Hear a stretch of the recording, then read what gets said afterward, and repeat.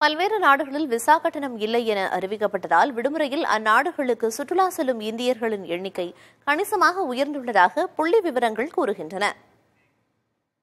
Corona பொது முடக்கத்திற்கு பிறகு சுற்றுலாத்துறை மூலம் கிடைக்கும் அந்நிய செலாவணியை அதிகரிக்கும் நோக்கில் இலங்கை, தாய்லாந்து உள்ளிட்ட நாடுகள் தங்கள் நாடுகளுக்கு வரும் இந்தியர்களுக்கு 30 நாட்களுக்கு விசா கட்டணம் இல்லை என அறிவித்தன.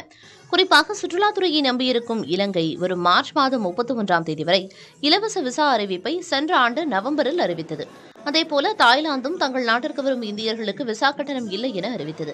இதன் காரணமாக இந்நாடுகளுக்கு செல்லும் இந்தியர்களின் எண்ணிக்கை 13 விழுக்காடு அதிகரித்துள்ளதாக போக்குவரத்து முன்பதிவு இணையதளமான கிளியர் ட்ரிப் தெரிவித்துள்ளது.